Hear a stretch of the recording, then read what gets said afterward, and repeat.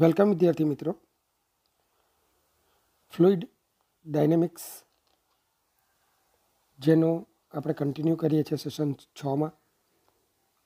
સૌથી પહેલાં ટોરિસેલીનો નિયમ તરીકે ઓળખાતી એક હકીકત કે જેમાં આપણે સ્પીડ ઓફ એફ્લક્સ મતલબ કે પાત્રની બહાર ધસી આવતા પ્રવાહીનો વેગ. એફ્લક્સનો મિનિંગ તમે આ રીતે કરી શકો છો, પ્રવાહીનું ધસવું. તો પ્રવાહીને જ્યારે તમે કોઈ પાત્રમાં સંતુલનમાં રાખ્યું હોય અને આ પાત્રની દિવાલ પર કે પાત્રના તળિયે તમે કોઈ છિદ્ર રાખ્યું હોય, તો આ છિદ્રમાંથી પ્રવાહી કેટલી ઝડપથી બહાર આવશે?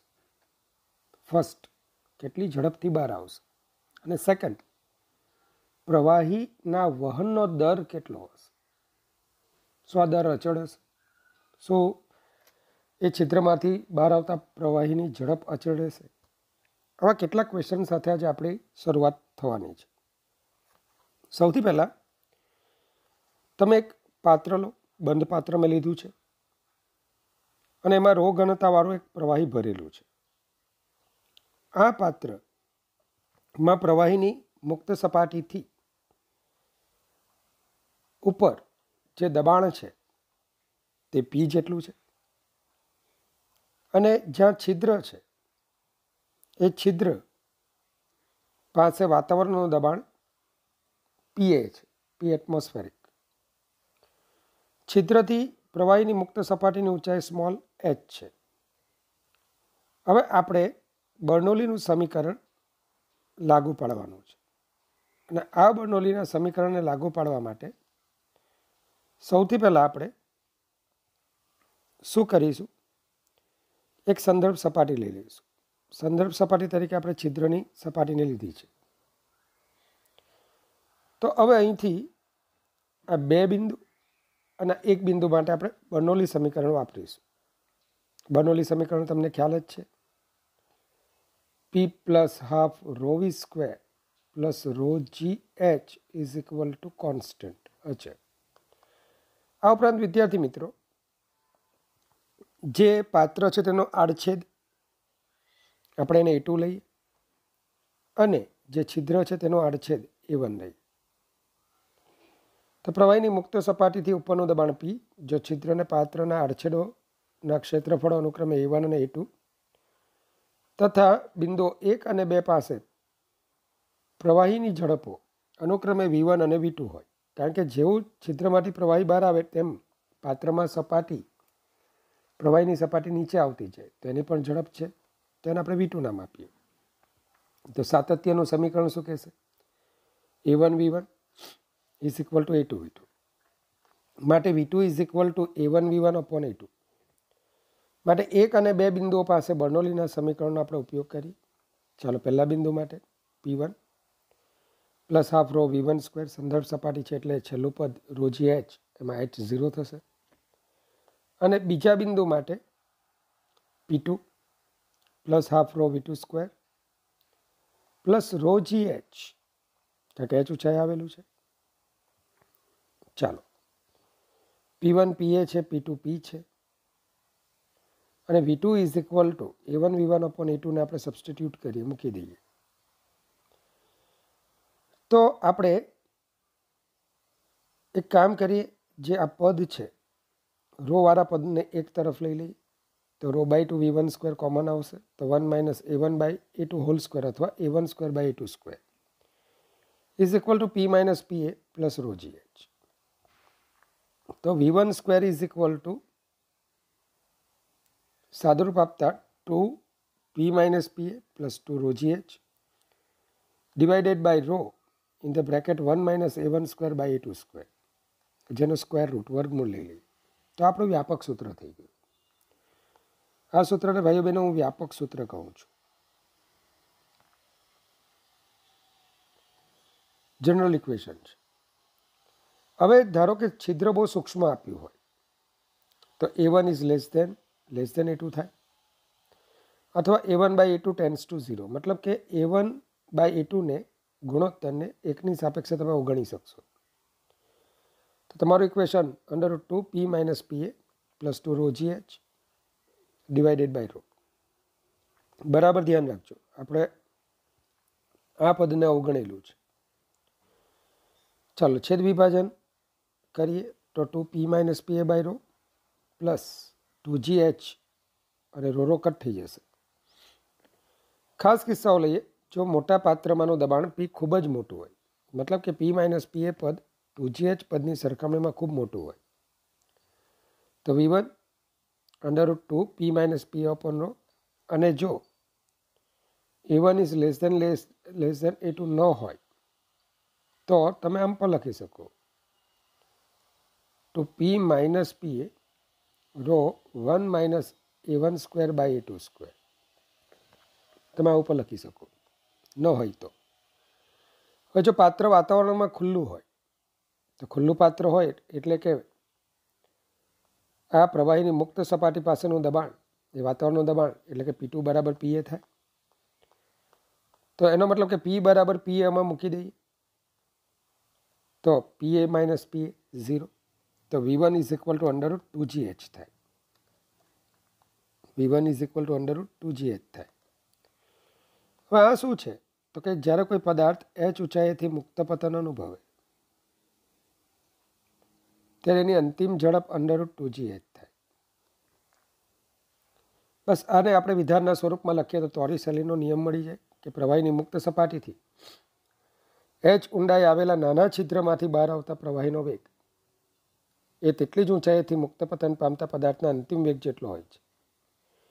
આ વિધાનને ટોરિસેલીનો નિયમ કહે છે. હવે પ્રવાહીના બહાર આવવાનો લીધે પાત્ર પર લાગતું પ્રતિક્રિયા બળ.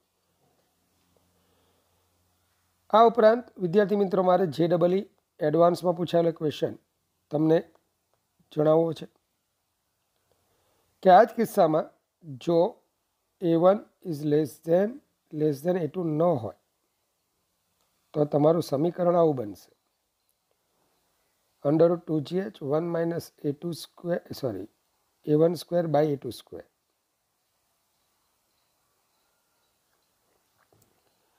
JEE એડવાન્સમાં આ ક્વેશ્ચન પૂછાયેલું એટલે ધ્યાન રાખજો કે આપણે નાના છિદ્રની જ વાત કરી છે એટલે મેં a1 બાય a2 હોલ સ્ક્વેરને એકની સાપેક્ષે અવગણેલા છે. ચાલો આગળ વધીએ. તો પ્રવાહીના બહાર આવવાને લીધે પાત્ર પર લાગતું પ્રતિક્રિયા બળ. તો આપણું પાત્ર હતું, આપણું છિદ્ર, જેવું શરૂઆતમાં કોઈ વેગ નહોતો પણ જેવું પ્રવાહી બહાર આવતું હોય શું થાય? જેવું પ્રવાહી બહાર આવે એટલે પ્રવાહીના વેગમાનમાં ફેરફાર થાય. વેગમાનમાં ફેરફાર છેદમાં સમયગાળો તો બળ. તો પ્રવાહી પર જેટલું આઘાતી બળ લાગે એટલું જેની પર પ્રત્યાઘાતી બળ લાગે. સિમ્પલ છે. કંઈક ઝડપ પ્રાપ્ત કરી એટલે પ્રવાહી પર આઘાત લાગ્યો તો ન્યૂટનના ત્રીજા નિયમ મુજબ એટલો જ પ્રત્યાઘાત પાત્ર પર લગાડશે. તો F = ΔP by ΔT. ΔP તો mv, એકચ્યુઅલી v1 છે તો mv1 ΔT. હવે ધારો કે આ છિદ્ર પાસેથી ΔT સમયમાં v1 ઝડપથી પસાર થતા તરલે કાપેલું અંતર કેટલું થશે? તો અંતર બરાબર ઝડપ ગુણ્યા સમય, તો v1 ΔT. આથી આનું કદ કેટલું થશે? a1 v1 ΔT. ચાલો દળ બરાબર ઘનતા ગુણ્યા કદ, ΔT કદ થાય તો row a1 v1 square, row a1 v1 square. આવું પરિણામ તમને ત્યાં મળે.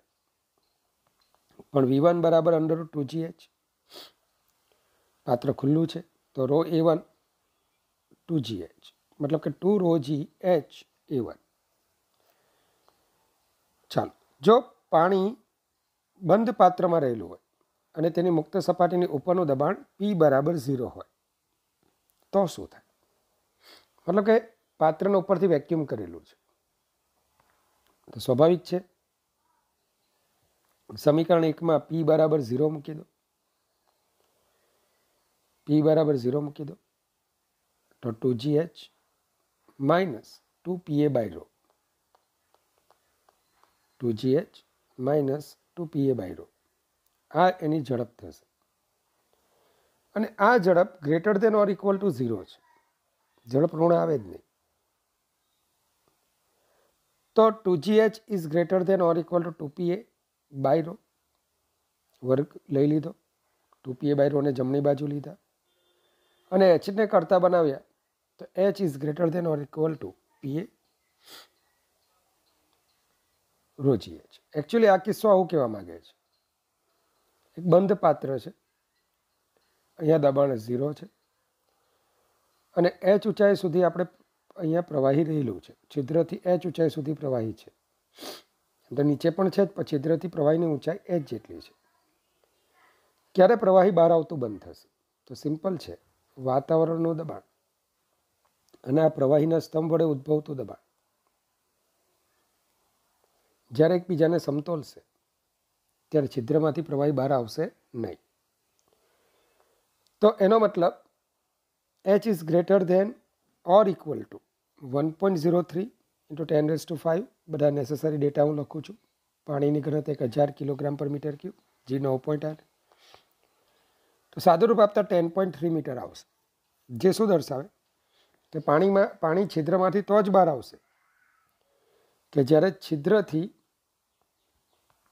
પ્રવાહીની મુક્ત સપાટી 10.3 મીટર કે તેનાથી વધારે ઊંચાઈ આવેલી હોય. 10.3 મીટર ઊંચાઈએ પ્રવાહી બહાર આવવાની અણી પર હશે, પણ જેમ ઊંચાઈ વધારીશું તેમ પ્રવાહી વડે ઉદ્ભવતું દબાણ વધી જશે અને તરલ ઊંચા દબાણથી નીચા દબાણ તરફ ગતિ કરતું હોવાથી છિદ્રમાંથી પ્રવાહી બહાર આવશે. પાંચમો કિસ્સો છે, પ્રવાહીની ધાર પર. પ્રવાહીની ધાર પાત્રથી કેટલા સમસ્ટેજ અંતર જમીન પર પડશે? આ પણ JEE એડવાન્સમાં પૂછાયેલો ક્વેશ્ચન, નીટમાં પણ પૂછાયો છે. તો ધારો કે તમે પાત્રમાં કેપિટલ H ઊંચાઈ સુધી પ્રવાહી ભરેલું છે. પાત્રમાં કેપિટલ H ઊંચાઈ સુધી શું ભરેલું છે? પ્રવાહી ભરેલું છે. હવે ધારો કે પાત્રમાંના પ્રવાહીની ઊંચાઈ કેપિટલ H અને પ્રવાહીની ધાર જે બહાર નીકળે છે એ પૃથ્વીના ગુરુત્વીય ક્ષેત્રમાં પ્રક્ષિપ્ત ગતિ કરે છે. હવે તમારે આ હોલ એને જુદી જુદી ઊંચાઈએ તમારે પાડવાના છે અને જોવાનું છે કે કઈ ઊંચાઈએ પ્રવાહીની ધાર મહત્તમ અંતર કાપશે, મહત્તમ સમક્ષિતિજ અંતર કાપશે. ચાલો, તો પહેલાં તો શિરોલંબ દિશામાંની ગતિ લઈ લઈએ. તો એચ, આ સ્મોલ એચ, આ અંતર કેટલું થશે? H minus H. તો છિદ્રમાંથી બહાર આવતા પ્રવાહીએ શિરોલંબ દિશામાં કાપેલું અંતર dy H minus H. V0y તો y દિશામાંનો કોઈ પ્રારંભિક વેગ જ નથી. આ x દિશા લઈએ અને y દિશા લઈએ તો y દિશામાંનો પ્રારંભિક વેગ શું થાય? 0. ચલો, ay is equal two g, ગુરુત્વ પ્રવેગ. સમય શોધવાનો છે. d બરાબર v0t plus half at square.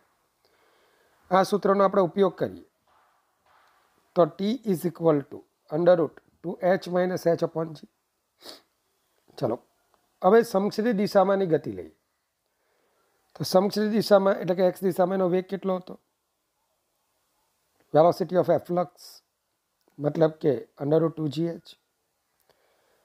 કેટલું સમક્ષિતિજ અંતર કાપે છે? x જેટલું. અને તેથી t બરાબર આપણને મળી જ ગયો છે under root 2h minus h upon g. તો vx બરાબર dx બાય t. અચળ વેગી ગતિ છે. તો અચળ વેગી ગતિ આવે એક જ સૂત્ર લાવે, વેગ બરાબર સ્થાનાંતરના છેદમાં સમય. તો x બરાબર તમે under root 2gh into 2h minus h upon g આવું લખી શકશો. તો x બરાબર શું થશે? અંડરરૂટ 2 બરાબર. સાદું રૂપ તમે આપશો તો g અને g બંને વર્ગમૂળને ભેગા કરો તો g અને g ઉડી જશે. 2 ગુણ્યા 2 4નું વર્ગમૂળ 2 small h into capital H minus h, જેને આ રીતે લખી શકીએ.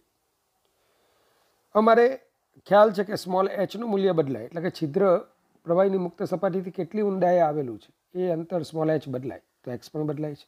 અમારે xનું મહત્તમ મૂલ્ય જોઈતું છે. તો dx બાય dh બરાબર 0 થવું જોઈએ. મતલબ કે d by dh of 2 h minus h સ્ક્વેરનું half power is equal to 0. ચાલો વિકલન આવડે જ છે, જે ઘાત હોય આગળ લેવાની, બરાબર, અને એક ઘાત ઓછી કરવાની. તો 1/2 માઇનસ 1 માઇનસ 1/2. હવે અહીંયા એચને બદલે જે હોય તેનું ફરી પાછું વિકલન કરીએ. સ્મોલ એચને બદલે જે હોય તેનું ફરી પાછું શું કરવાનું? વિકલન, બાયોલોજી વાળા. ચાલો આ બધા પદો શૂન્યના છેદમાં શૂન્ય થઈ જવાનું છે. તો h માઇનસ 2h બરાબર 0, માટે સ્મોલ h બરાબર h/2. અને એના પરથી x maximum is equal two શું થશે? h. એટલે કે 10 મીટરની ઊંચાઈએ સુધી પાણી ભરેલું હોય તો છિદ્રને બરાબર ક્યાં પાડવાનું? અડધા અંતરે, h/2 અંતરે. 5 મીટર અંતરે મુક્ત સપાટીથી 5 મીટર અંતરે, એટલે કે ટાંકીના મધ્યબિંદુએ છિદ્ર પાડો. તો તે જ વખતે પાણીની ધાર ટાંકીની ઊંચાઈ જેટલી, મતલબ કે પાણી ટાંકીની ઊંચાઈ પર ટાંકીમાં જે પાણી ભરેલું છે તે ઊંચાઈ સુધી દૂર પડશે. તો આ માહિતી યાદ રાખવાનું છે. ચાલો આના અનુસંધાનમાં આપણે દાખલા જોઈએ. તો વિદ્યાર્થી મિત્રો, ક્વેશ્ચન છે, આકૃતિમાં દર્શાવેલ પરિસ્થિતિ માટે પાણીની ધાર નળમાંથી બહાર આવે છે. આકૃતિમાં દર્શાવેલ આડછેદો A0 1.2 સેન્ટીમીટર સ્ક્વેર અને કેપિટલ A 0.35 સેન્ટીમીટર સ્ક્વેર છે. આ બંને વચ્ચેનું અંતર h 45 મિલીમીટર છે. તો નળમાંથી બહાર આવતા પ્રવાહીના વહનનો દર એટલે કે કદ ફ્લક્સ શોધો. તો બહુ સહેલું છે. તમે A0 આડછેદ પાસે કદ ફ્લક્સ શોધો, કે એ પાસે શોધો, કે નળના આડછેદ પાસે શોધો. સાતત્યનું સમીકરણ શું કહે? કદ ફ્લક્સ સમાન છે તો કરવાનું કંઈ જ નથી. આપણે જો કોઈ બેમાંથી કોઈ એક આડછેદ પાસે પ્રવાહીનો વેગ શોધી કાઢીએ, તો ધારો કે અહીંયાનો વેગ આપણે V0 લઈએ, અહીંયા V લઈએ, તો કદ ફ્લક્સ એટલે કે પ્રવાહી વહનનો દર તમે A0 V0 અથવા AV શોધી શકશો. તો આ માટે કામ કરીએ, જે લોએસ્ટ સરફેસ છે એને આપણે સંદર્ભ સપાટી, બરાબર, રેફરન્સ લેવલ RL તરીકે લઈ લઈએ. અને જે આ બે આડછેદો છે ત્યાં બર્નોલીનું સમીકરણ લાગુ પાડીએ. પણ એ પહેલાં સાતત્યના સમીકરણ મુજબ AV is equal two A0 V0. ચાલો બર્નોલી સમીકરણ લાગુ પાડતા અહીંયા દબાણ તો આપણા વાતાવરણનું છે, PA plus half rho VO V0 square plus rho GH is equal to PA plus half rho V square plus 0. માટે V square is equal to V0 square plus 2GH. ધ્યાન આપજો, PA કટ કર્યા, rho બધામાંથી cancel થશે, તો V square બરાબર V0 square plus 2GH. તો વીને બદલે આપણે A0 V0 અપોન A એનો સ્ક્વેર કરી નાખી, અને V0 ને આપણે કોમન લઈ લઈએ તો V0 square A0 square by A square minus 1 is equal to 2GH. તો V0 square is equal to 2GH A square upon A0 square minus A square. જરૂરી કિંમતો મેં મૂકી છે અને સાદુરૂપ આપ્યું છે. આવું સાદુરૂપ તમારે નીટમાં કે JEEમાં નહીં આવશે, પણ એક દાખલાને તરીકે આપણે ગણવા માટે, કન્સેપ્ટને સમજવા માટે મેં આ પ્રકારનો દાખલો લીધો છે. તો V0 0.286 મીટર પર સેકન્ડ મળશે. માટે નળમાંથી બહાર આવતા પાણીના વહનનો દર તો Q is equal two A0 V0 1.2 into 10⁻⁻⁴ into 0.286, તો 34 ઇન્ટુ 10⁻⁻⁶ મીટર ક્યુબ પર સેકન્ડ, આવું તમને મળશે. તો ઇઝી દાખલો હતો. પહેલાં સાતત્યનું સમીકરણ, બર્નોલીનું સમીકરણ, અને એના પરથી આપણે V0 અથવા V બેમાંથી કોઈ પણ એક શોધી શકો, અને કદ ફ્લક્સ A0 V0 અથવા AV દ્વારા તમે મેળવી શકશો. ચાલો આગળ વધીએ. એક નળાકાર પાત્રના તળિયે 1 સેન્ટીમીટર સ્ક્વેર ક્ષેત્રફળ ધરાવતું છિદ્ર આવેલ છે.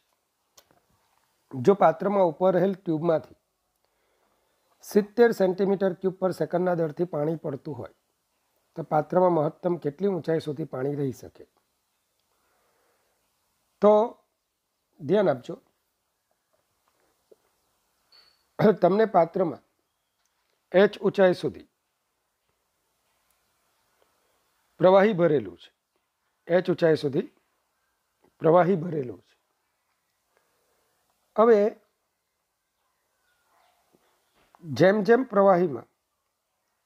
જેમ પાત્રમાં પ્રવાહીની ઊંચાઈ વધતી જાય તેમ સ્વાભાવિક છે કે પાત્રના તળિયે v બરાબર √2gh અનુસાર બહાર આવતા તરલની ઝડપ અને પરિણામે તરલ વહનનો દર એટલે કે કદ ફ્લક્સ પણ વધતું જાય. આટલું તો તમને ક્લિયર છે. આ મહત્તમ કેટલી ઊંચાઈ પ્રાપ્ત કરશે? તો ધ્યાન આપજો, જે વખતે inflow is equal two outflow થાય, જ્યારે આમાંથી બહાર આવતા પ્રવાહીનો વેગ મતલબ કે પાત્રમાં ભરાતા પ્રવાહીનું કદ ફ્લક્સ અથવા વહનનો દર અને છિદ્રમાંથી બહાર આવતા પ્રવાહીના વહનનો દર સરખો થાય ત્યાં સુધી સતત પ્રવાહીની ઊંચાઈ વધતી જશે, જેનું તમે તરત સમજી શકશો. પ્રારંભમાં શું હોય? ઝડપ ઓછી હોવાને કારણે પાત્રમાં પ્રવાહીની ઊંચાઈ વધતી જાય છે, પણ એક સમય એવો આવે કે એટલી ઊંચાઈ થઈ જાય કે v બરાબર √2gh અને એને લીધે મળતું કદ ફ્લક્સ એટલું થઈ જાય કે જેથી કરીને પાત્રમાં ઉમેરાતા પ્રવાહીનું કદ, એકમ સમયમાં પાત્રમાં ઉમેરાતા પ્રવાહીનું કદ ઇઝ ઇક્વલ ટુ બહાર આવતા પ્રવાહીનું કદ સરખું થશે. બસ તે પછી ઊંચાઈ વધતી અટકી જશે, તો એને જ મહત્તમ ઊંચાઈ કહીશું. તો Q inflow is equal to Q outflow. ચાલો, ક્યુ ઇન એ √2gh, કારણ કે આપણે જાણીએ છીએ ક્યુ બરાબર એવી, છિદ્રનો આડછેદ સ્મોલ એ છે, વેગ √2gh છે, માટે h is equal to q in square upon 2ga². ચાલો, તમને ફ્લો રેટ આપેલો છે 70 સેન્ટીમીટર ક્યુબ પર સેકન્ડ, જેને મીટર ક્યુબમાં ફેરવવા માટે 10⁻⁻6 આપણે કરવું પડશે. Centimetre cube 1 centimetre cube is equal to 10⁻⁻6 metre cube. ચાલો, તો હવે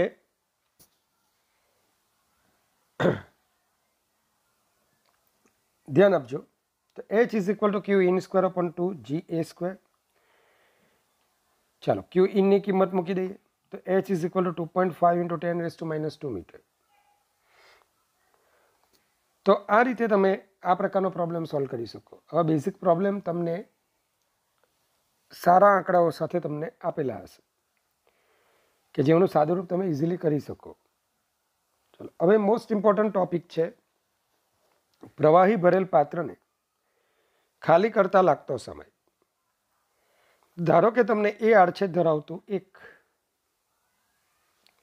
મોટું પાત્ર આપેલું છે, જેના તળિયે રહેલ છિદ્રનું આડછેદ ક્ષેત્રફળ સ્મોલ એ છે. તો છિદ્રમાંથી બહાર આવતા પ્રવાહીના વહનનો દર હવે આ મોડે થઈ જવું જોઈએ. Q is equal to v × a, મતલબ કે a × √2gh. ચાલો, આ કિંમત તમને મોડે હોવી જોઈએ.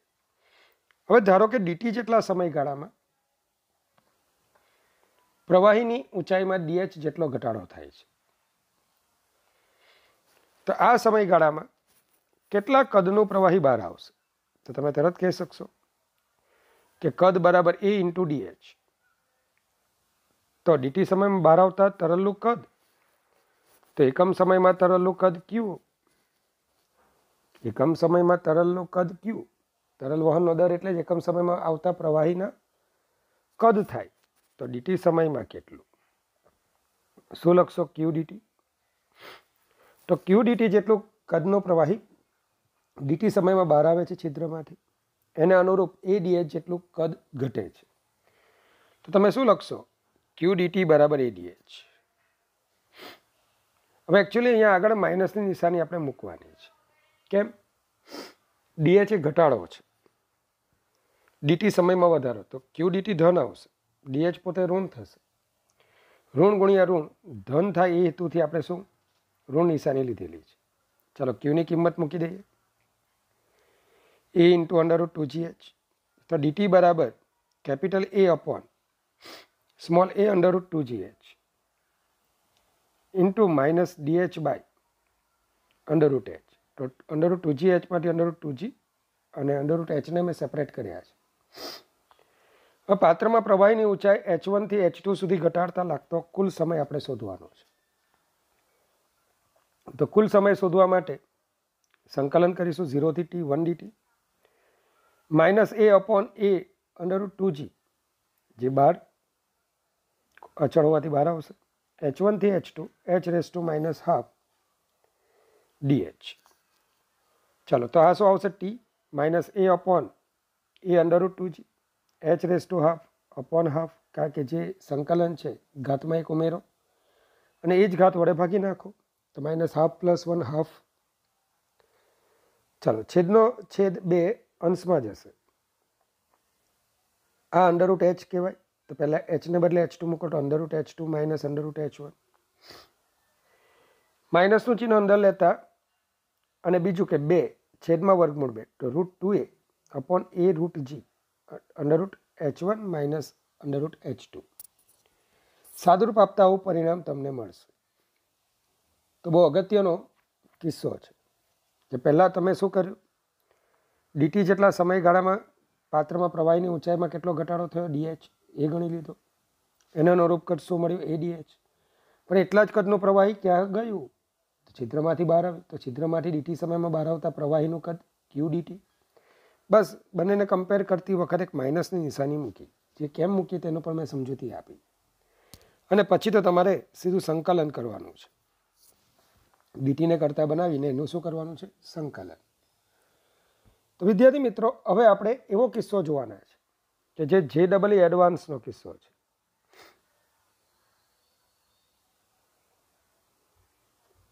JEE એડવાન્સનો આ કિસ્સો છે કે એક બાજુ પ્રવાહી નીકળતું હોય અને બીજી બાજુ પ્રવાહી પાત્રમાં ઉમેરાતું હોય.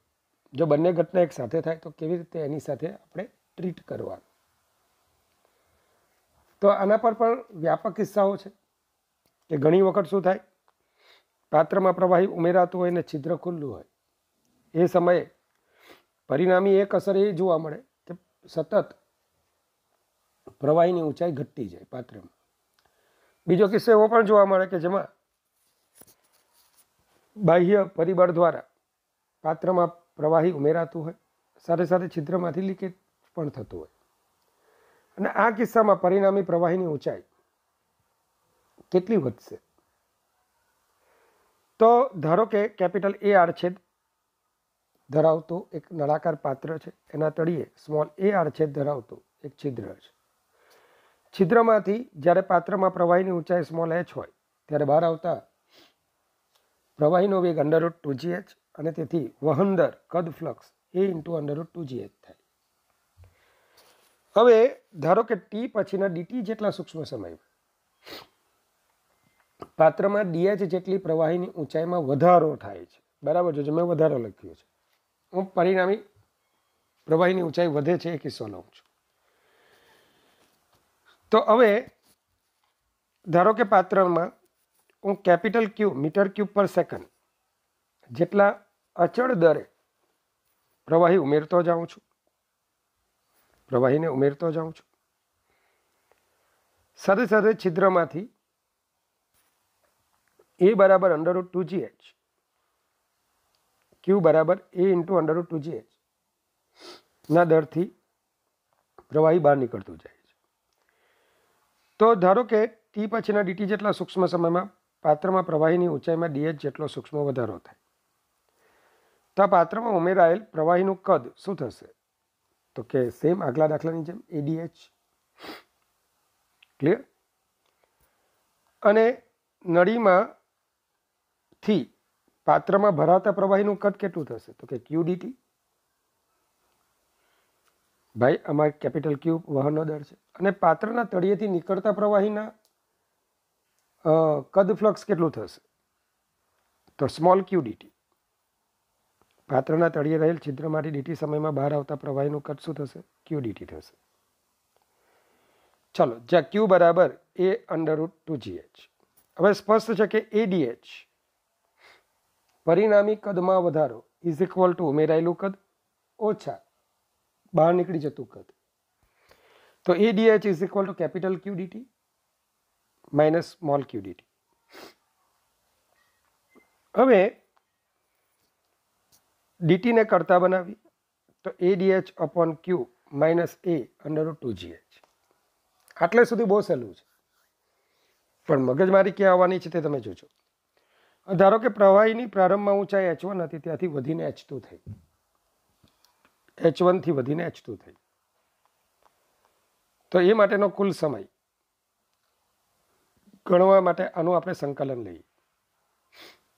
સંકલનનું છેદનું પદ બિહામણું છે, એટલે બાયોલોજી વાળા તમારા માટે નથી જ, પણ તેમ છતાં ધ્યાન આપો, કદાચ સમજ પડી જશે.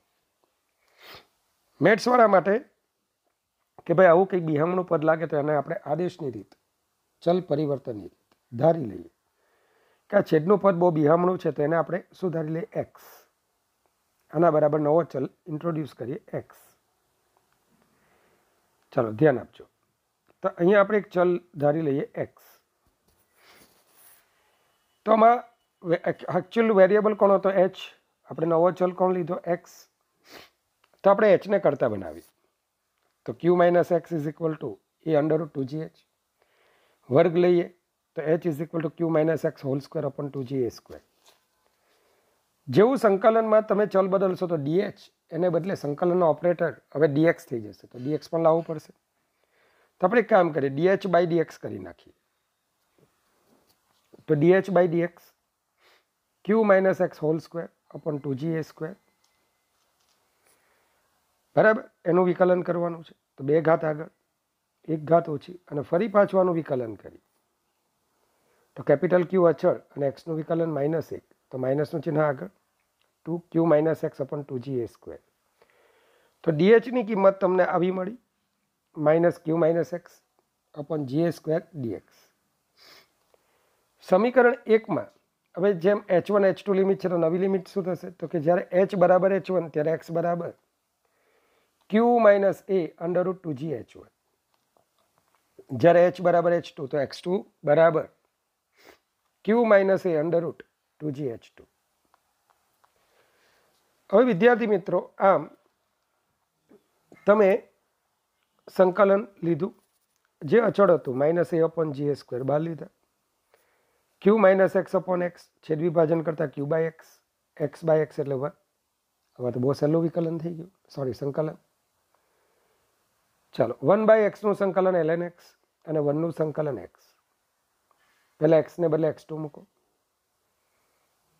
બરાબર, ઓછા x ને બદલે x1 મૂકો. તો પરિણામી સાદુરૂપ આપતા મને આ રીતે પરિણામ મળે છે. મેં ડાયરેક્ટ લખ્યું છે અને તમને તરત જ સમજાઈ જશે. x2 q minus a√2gh2, x1 q minus a√2gh1. કિંમતો મૂકી સાદુરૂપ આપણે આપી તો આ ફાઇનલ આન્સર આપણને મળશે. સાદુરૂપમાં એકાદ 2 સ્ટેપ મેં લખ્યા નથી અને એમ ડાયરેક્ટ થઈ જાય એવા છે. ચાલો, તો વિદ્યાર્થી મિત્રો, એક્ઝામ્પલ નંબર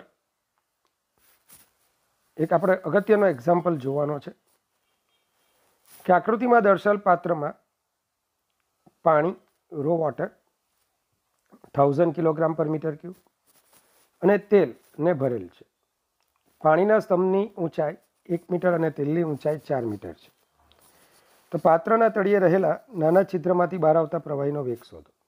આ ઘણી વખત પૂછાતો ક્વેશ્ચન, પૂછી શકાય તેવો ક્વેશ્ચન છે કે 2 અલગ અલગ પ્રવાહી સ્તર એક જ આપેલું હોય તો v બરાબર √2gh લખી શકીએ, પણ 2 અલગ અલગ ઘનતા કે 3 અલગ અલગ ઘનતા હોય તો શું કરવાનું? બર્નોલીને યાદ કરવાનું, સિમ્પલ વસ્તુ. આ બિંદુ 2, આ બિંદુ 1. બીજા બિંદુ પાસે વેગ છે v2 અને પહેલા બિંદુ એટલે કે મુક્ત સપાટી પાસે વેગ છે v1. બંને પાસે દબાણ વાતાવરણનું છે, એટલે p1 બરાબર પણ pa અને p2 બરાબર પણ pa.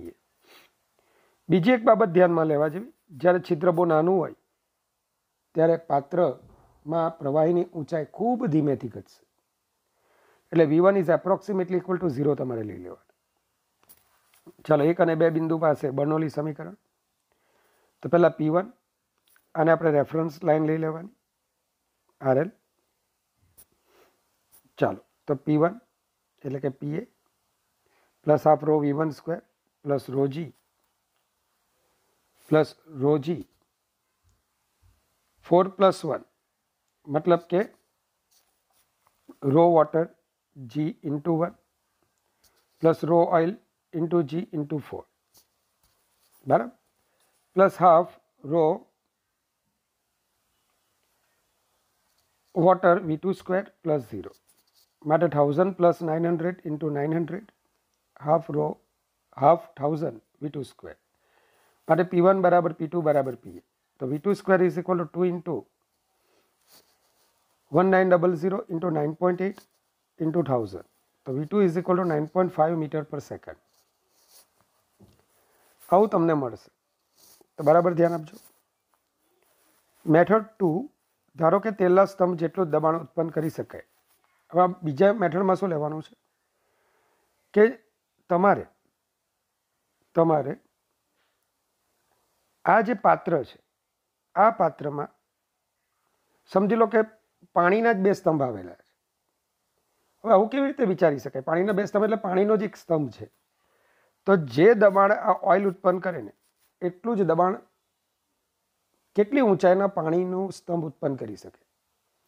મતલબ કે તેલને બદલે એની ઇક્વિલન્ટ વોટર હાઇટ આપણે ફાઇન કરવાની છે, એની સમતુલ્ય પાણીની હાઇટ ફાઇન કરવાની છે. તો H રો વોટર G બરાબર is equal to 4 rho oil into G, જ્યાં H એ ઓઇલને સમતુલ્ય પાણીના સ્તંભની ઊંચાઈ. તો તમને સાદુરૂપ આપતા H 3.6 મીટર મળે. માટે પાત્રમાં પાણીના સ્તંભની અસરકારક ઊંચાઈ હવે કેટલી થશે? 1 મીટર તો હતું જ, વત્તા 3.6 મીટર 4.6 મીટર. બસ સીધે સીધો હવે 4.6 મીટર ઊંચાઈના પાણીનો સ્તંભ, એને લીધે પાત્રના તળિયે રહેલા છિદ્રમાંથી, નાના છિદ્રમાંથી બહાર આવતા પ્રવાહીનો વેગ V is equal to √2GH capital H. કિંમત મૂકો, સાદુરૂપ આપો, તમને આ જ પરિણામ મળશે. વિદ્યાર્થી મિત્રો, બીજો એક પ્રશ્ન છે કે એક વાળેલી ટ્યુબને આકૃતિમાં દર્શાવ્યા મુજબ પાણીના વહેણમાં રાખવામાં આવે છે. આ JEE એડવાન્સનો ક્વેશ્ચન છે, પણ એડવાન્સ જેવું કંઈ છે નહીં. ટ્યુબની સાપેક્ષે પાણીના વહેણની ઝડપ 2.5 મીટર પર સેકન્ડ છે. ટ્યુબનો ઉપરનો છેડો H0 12 સેન્ટીમીટર અંતરે રહેલો છે. જ્યાં નાનું છિદ્ર છે તો Hના કેટલા મૂલ્ય સુધી પાણી ઉપર જશે? બરાબર જોજો. તો કે આકૃતિમાં પહેલામાં પહેલું 1 અને 2 આ 2 બિંદુઓ માટે આપણે બર્નોલી સમીકરણ વાપરીએ. ધારો કે આ ઊંડાઈને વાય લીધી, કોઈ પણ તમે લઈ શકો, એનો કોઈ મહત્વ જ નથી. તો તમે શું કરશો? આ બિંદુ પાસે PA plus rho GY plus half rho V square plus 0 is equal to બીજા બિંદુ પાસે PA plus 0 plus rho Y plus H0 plus H into G. તો હાફ રો V સ્ક્વેર બરાબર rho H0 plus H into G. તો half into 2.5 square 0.12 plus H into 9.8 H is equal to 0.2 metre. તો બહુ simple ગણતરી છે, પણ question સમજમાં આવવો અત્યંત જરૂરી છે. તો વિદ્યાર્થી મિત્રો, આની સાથે આપણું આ ટોપિકને મેં એક આઇસોલેટ ટોપિક રાખ્યો છે. હવે ફ્લુઇડ ડાયનેમિક્સનો આપણો છેલ્લો લેક્ચર રહેશે, જેની અંદર કેટલાક વધારાના દાખલાઓ તથા સ્ટોક્સનો નિયમ શાનતા, જેનો આપણે ઉલ્લેખ કરીશું. તો આશા રાખું આ સેશનનો તમે વારંવાર રિવિઝન કરશો. તો અંતે ભગવાન પાસે તમારી ઉજ્જવળ કારકિર્દી માટેની હું પ્રાર્થના કરું છું, સારા આશીર્વાદની માંગણી કરું છું. Good bye, take care, God bless you infinitely all my students.